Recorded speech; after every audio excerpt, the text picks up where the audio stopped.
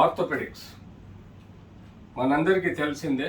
Orthopaedics అనేది most medical line of ఫ్యాకల్టీస్లలో one of the prominent subject oriented orthopaedics.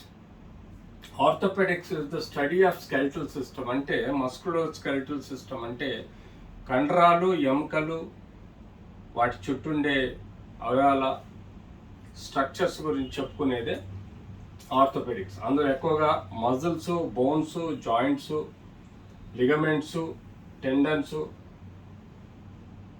Orthopaedics is the movement of life.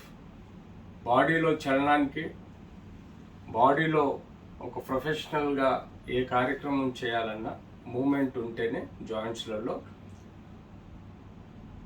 దినసరి కార్యక్రమాలు జరుగుతాయి. అలాగే ఆర్థోపెడిక్స్లో ఎక్కువగా మనం joint study of joints and bones with the structures around it అంటాం.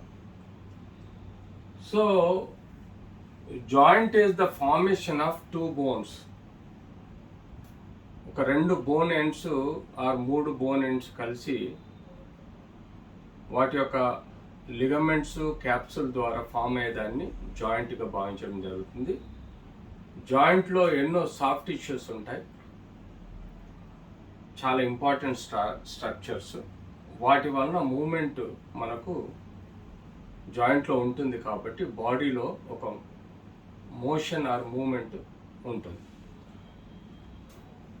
So ఆర్థోపెడిక్స్లో మనం ఎక్కువగా bones, muscles, joints, tendons, ligaments, nerves కూడా ఎక్కువగా అసోసియేట్ చూస్తాం. సో దీనిలో ముఖ్యంగా ఈ కాలంలో బోన్స్ సంబంధించిన bone tumours, fractures, bone diseases, అంతేకాకుండా బోన్ యొక్క కంజెనిటల్ డిఫార్మిటీస్ వీటిని స్టడీ చేయడం జరుగుతుంది. అంతేకాకుండా జాయింట్స్లలో మనం ఎక్కువగా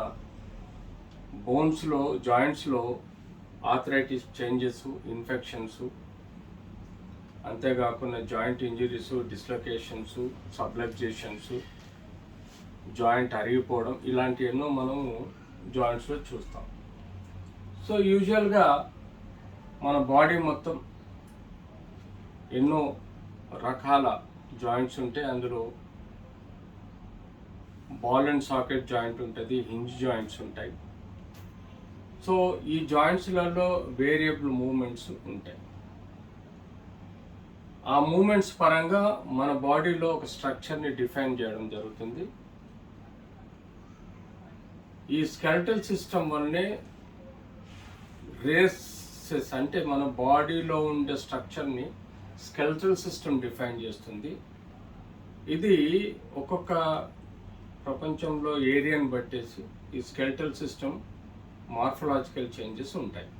అక్కడ ఉండే జీన్ స్టడీస్ ప్రకారం వ్యక్తుల్లో ఉండే హైటు, వెయిటు, పర్సనాలిటీని ఈ స్కెలిటల్ సిస్టము షేపింగ్ చేయటం వల్ల డిఫైన్ అవ్వడం జరుగుతుంది. అలాగే మనం ఎక్కువ శాతం ఈ ఆర్థోపెడిక్స్లో చూసే జాయింట్ పెయిన్స్ కానీ, బోన్ ఫ్రాక్చర్స్ కానీ, అంటే సాఫ్ట్ టిష్యూ ఇంజురీస్ అంటే మజిల్స్, టెండన్స్, వీటి మధ్యలో ఉండే ఇంజురీస్ కన్నా కానీ, లేకపోతే బ్యాక్ పెయిన్, నెక్ పెయిన్ కామన్గా చూస్తూ ఉంటాం.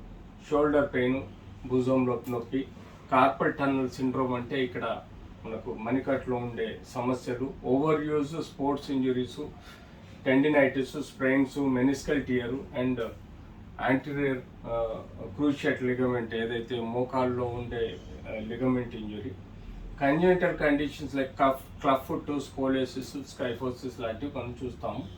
అంతేకాకుండా బోన్స్ క్యాన్సర్స్ కూడా చూస్తాం. సో ముఖ్యంగా మనకు ఆర్థోపెడిక్స్లో వచ్చేసరికి క్రమేణా ఎంతోమంది సఫర్ అవుతూ ఉంటారు. ముఖ్యంగా మనకు ఇందులో రెండు రకాలుగా ట్రీట్మెంట్ ఉంటుంది. ఒకటి నాన్ ఆపరేటివ్, రెండు ఆపరేటివ్. నాన్ ఆపరేటివ్ అంటే కన్జర్వేటివ్, కేవలం కొన్ని ఆపరేషన్ చేయకుండా కొన్ని ప్రక్రియల ద్వారా ట్రీట్మెంట్ ఇవ్వడం.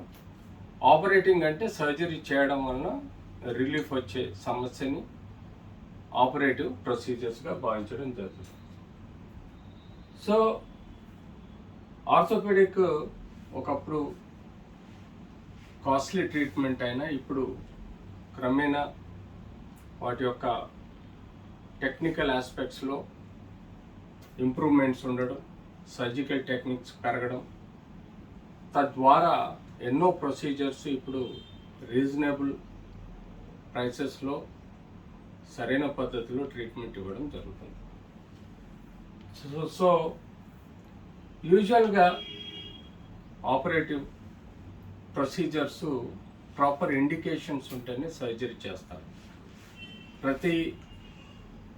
అంటే ఒక స్పెసిఫైడ్ ఆర్థోపెడిక్స్ పర్సన్, ఏదైతే క్వాలిఫైడ్ ఆర్థోపెడిక్స్ పర్సన్ ఉంటారో వారు అక్యురేట్ డయాగ్నోసిస్ చేసినప్పుడు దాని యొక్క కన్జర్వేటివ్ ట్రీట్మెంట్ ట్రయల్స్ అయిన తర్వాత ఇంకా తప్పదు దీన్ని ఇండికేటెడ్ ఫర్ సర్జరీ అనుకుంటే తప్పనిసరి పరిస్థితుల్లో సర్జరీ చేయాల్సి వస్తుంది.